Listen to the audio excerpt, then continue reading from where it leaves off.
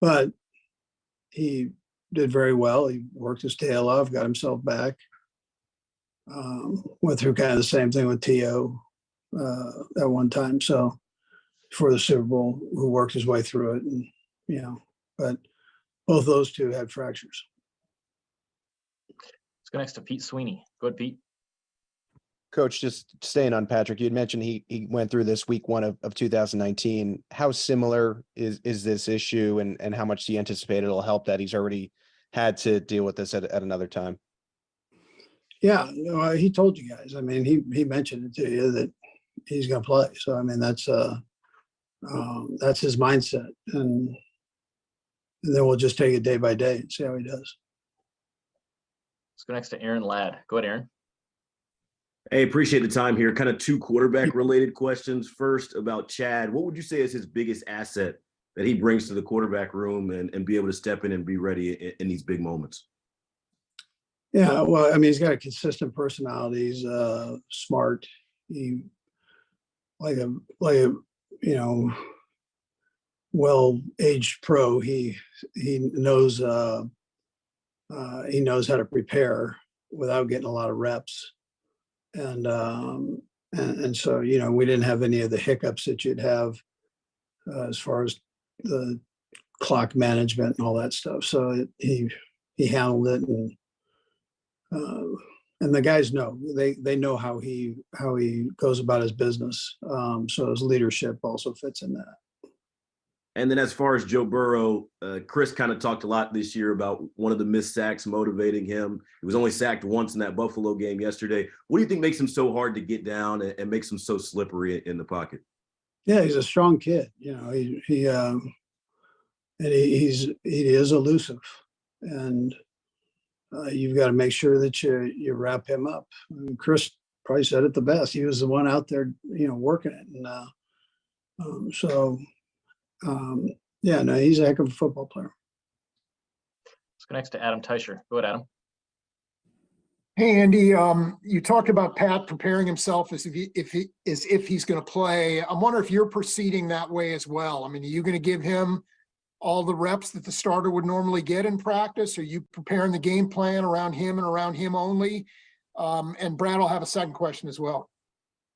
Yeah, well, the game plan part, we don't have to do much either way. I mean, they both run the same play. So as far as the reps, I've got to see how he feels, when we get ready for practice there. Okay. And you've done well with your backup quarterbacks when you've had to put them into games over the years, and even here, but also going back to Philly. Just wondering what goes into that. I mean, is it just a case of finding stuff they like to do, or is there more to it than that?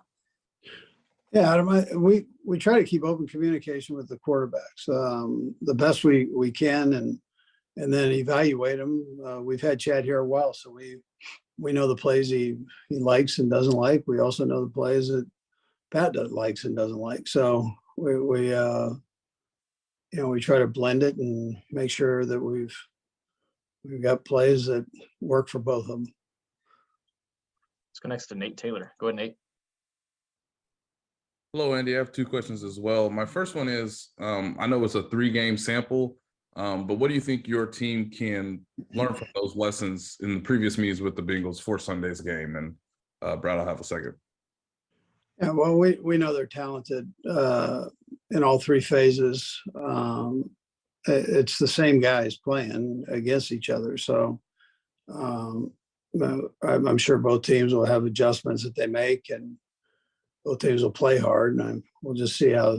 I mean, these games have been close, so we'll just see where it goes. Come game time. And Coach, with Patrick specifically, how much of what he did to get prepared for the AFC Championship game 2 years ago is something that you guys are maybe anticipating, sort of putting him through a particular practice where he obviously built up as the week went along? Is that something that you feel is achievable, or is it optimistic? Yeah, it's a possibility. It's too early to tell you. I mean, I'm going to just see how he's doing when we get to that Wednesday practice and see where we're at. Got 4 more. We'll go right down the line, starting with Sarin. Go ahead, Sarin. Brad, I'll have a follow-up as well.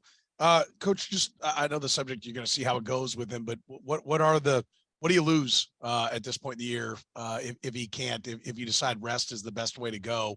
What does he lose by not getting those reps in practice, and how much does it set back the whole team if he has to watch and then just jump in there and play at the end? Yeah. Heck, who knows? I mean, I don't know that. I mean, he's done amazing things with limited time, so I can't answer that really. Okay, that's fine.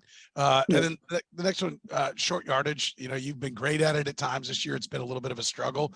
I was wondering, you know, this is a different dynamic. You had to kind of retool the offense without Tyreek Hill.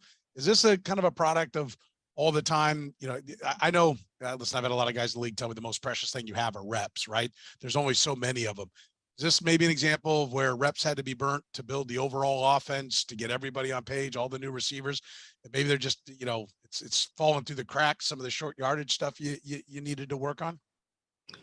Well, it needed to fall through the crack the other day. I mean, it was, we didn't do a very good job with the quarterback sneak, but we've had some pretty good snaps at short yardage other than that. So anyways, it depends. You know, it depends on which plays we're drawn from here, I guess. But that was not a good showing for sure. Let's go next to Sam McDowell. Go ahead, Sam. Hey, Andy, a couple quick things, but you referenced in post game that Patrick had that ankle injury against the Jaguars in 2019 opener. How similar is what he's dealing with now to what he dealt with that day? Yeah, I think this one isn't quite as bad as that one, Sam.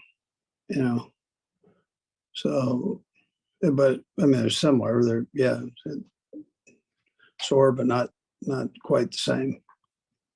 And then I know so much of the week can probably be the chess game of trying to anticipate what they're going to do for you guys. Does Patrick's injury factor into what you sort of try and anticipate that the Bengals might do defensively? I'm sure they'll have something, that they do in lieu of that. But I'm not going to chase a bunch of different things. We should have things covered in our protections and that, no matter what. Let's go next to Nick Jacobs. Go ahead, Nick. Andy, whenever you get the chance to watch Lou Anarumo's defense and what he calls characteristic-wise and everything, what kind of stands out to you and what kind of impresses you with what he's done the past 2 years? Yeah, first of all, he's done a great job. He puts his guys in good position to make plays. He has a variety of different coverages and fronts that he works with. His players understand him. Zones are tight. They do a good job of man-to-man. So well-rounded scheme that he has. Last two, James Palmer and then Vahe. Go ahead, James. How you doing, Andy? Good to see you. I'm just kind of curious. You mentioned a little bit about, you got to see how the week goes with Patrick, but I just kind of wanted you to maybe confirm with everything he knows in the offense, he could play on Sunday without taking reps throughout the week, correct? Yeah, possibly. Yeah, I think so. He's never done that. So I don't know. I don't have the answer for you on that. And last to Vahe. Go ahead, Vahe. Hey, Andy, just one minor point of clarification on Patrick. Are you able to say what grade the sprain is? And I have one follow-up, Brad. Yeah, I don't have that information for you on the grade. I'm sorry, I couldn't hear that, Andy. Yeah, there's no grade on it. I don't have a grade for you on it. And then the follow-up is just, can you tell us a little more about what it took to get him out of the game? You said he wanted to fight. But how does that dynamic go? I know it must be a little strange. Well, listen, I mean, he wanted to play. That's what he wanted to do. So he didn't want to come out of the game. And so that's, he was pretty adamant about that. But, sometimes you have to get things checked out so you're not putting yourself in harm's way there. So that's what we did. Dave Lapham here, and every day I am grateful for my experience to have played professional football.